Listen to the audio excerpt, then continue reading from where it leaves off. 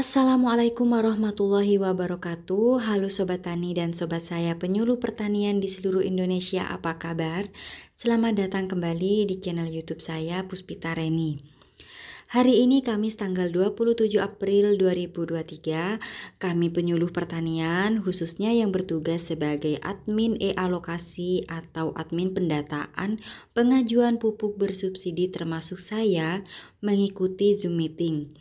Zoom meeting ini membahas tentang sosialisasi updating data petani penerima pupuk bersubsidi, yang mana kegiatan ini diselenggarakan oleh Direktorat Jenderal Prasarana dan Sarana Pertanian Kementerian Pertanian sebagai tindak lanjut dari arahan Presiden pada rapat internal tanggal 15 Maret 2023 di Istana Negara dan rapat-rapat tindak lanjut lainnya, yang mana hasil rapat tersebut merekomendasikan agar Kementerian Pertanian menyiapkan data calon petani penerima pupuk bersubsidi terintegrasi dengan data Dukcapil. Dan hasil dari Zoom meeting tersebut antara lain agar dilakukan updating data petani melalui aplikasi e-alokasi yang diverifikasi dan divalidasi secara berjenjang sampai dengan bupati atau wali kota dengan mengacu pada alokasi pupuk bersubsidi sebagaimana Kepmentan nomor 734 KPTS SR 320M 09/2022. Kemudian batas waktu updating data petani paling lambat tanggal 8 Mei 2023 jam 4 waktu Indonesia bagian Barat. Lalu bagaimana cara kita mengetahui daftar data-data petani yang tidak valid atau yang perlu kita lakukan updating?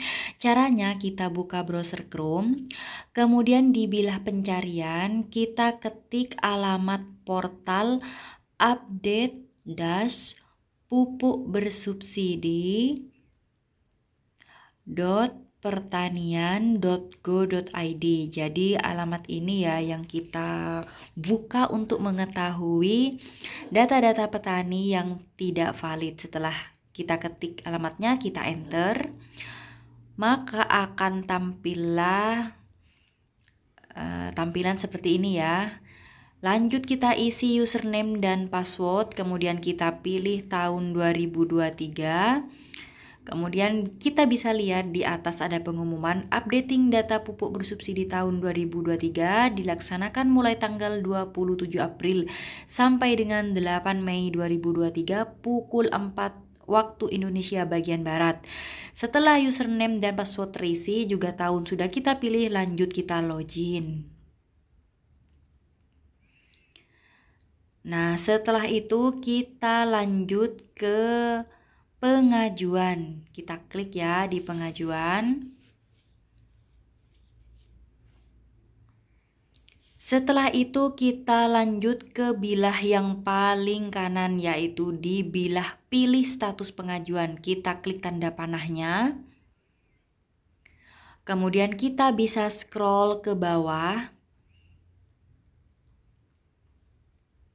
Nah, di bawah terdapat ini ya, data not valid atau data NIK status meninggal, dan di bawahnya ada data NIK tidak valid. Nah, dua data ini yang perlu kita updating. Kita pilih data yang tidak valid atau data NIK status meninggal ya. Kemudian kita pilih kelurahan. Jadi kalau kita tidak memilih kelurahan di sini, maka yang akan tampil adalah data sekecamatan. Nah, ini saya memilih salah satu wilayah binaan saya, yaitu Desa Ketuan. Di sini akan tampil data petani yang sudah meninggal tapi masuk di alokasi. Jadi ada 2 petani di Desa Ketuan yang sudah meninggal dan datanya perlu diupdate. Kemudian di desa binaan saya yang lain, yaitu di Desa Kedungdowo, ada 1 petani yang meninggal. Nah, data-data inilah yang perlu kita update. Lanjut kita ke data NIK yang tidak valid. Nah, di Kedungdowo ini akan tampil ya beberapa nama petani yang datanya tidak valid. Ternyata, nah di bawah ini kita bisa lihat jumlah datanya. Jadi ada 124 data petani yang tidak valid. Lumayan ya untuk Desa Kedungdowo. Nah, Untuk mengetahui data yang tidak valid tiap kelompoknya, kita bisa memilih di bilah yang kanan ya. Jadi di sini kita bisa pilih nama kelompok taninya, dan data yang akan ditampilkan adalah data petani yang tidak valid per kelompok tani atau kelompok tani yang kita pilih. Seperti itu. Lanjut, saya coba ke desa binaan saya yang lain, dan saya pilih kelompok tani. Di sini ya, kelompok tani utama. Ternyata di kelompok tani utama ini ada, jadi untuk totalnya tadi di ketuan 167, dan untuk kelompok tani utama sendiri ada 65 data yang tidak valid. Nah, seperti itu ya teman-teman. Jadi untuk mengetahui data-data yang tidak valid per kelompok taninya, kita bisa memilih di bilah bagian tengah maksud saya. Nah, setelah kita mengetahui data-data tersebut, apabila kita ingin mendownload datanya, kita bisa klik download Excel yang ada di bawah ini. Nah, maka data tersebut akan terdownload.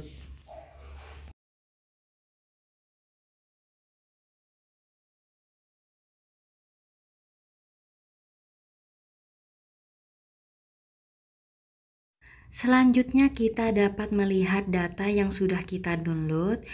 Kita cek di folder data, kita cari di bagian download, kita klik, maka akan tampillah data yang tadi kita download. Data ini berbentuk Excel ya, jadi kita bisa melihat lebih jelas, lebih lengkap data-data yang tidak valid untuk kita tindak lanjuti. Data-data yang tidak valid perlu diperbaiki atau digantikan dengan data yang baru. Contohnya, untuk data petani yang meninggal bisa digantikan dengan ahli warisnya dengan catatan umur tidak boleh kurang dari 18 tahun dan tentunya syarat-syarat lain untuk pengajuan pupuk bersubsidi terpenuhi seperti luas lahan, komoditi yang diusahakan, dan lain-lain. Baik Sobat Tani dan Sobat Penyuluh Pertanian di seluruh Indonesia, demikian tentang pemutakhiran data penerima pupuk bersubsidi di alokasi 2023 dan cara untuk mengetahui daftar data-data yang tidak valid yang perlu kita updating. Semoga informasi ini bermanfaat. Terima kasih sudah menyimak video ini hingga selesai. Wassalamualaikum warahmatullahi wabarakatuh.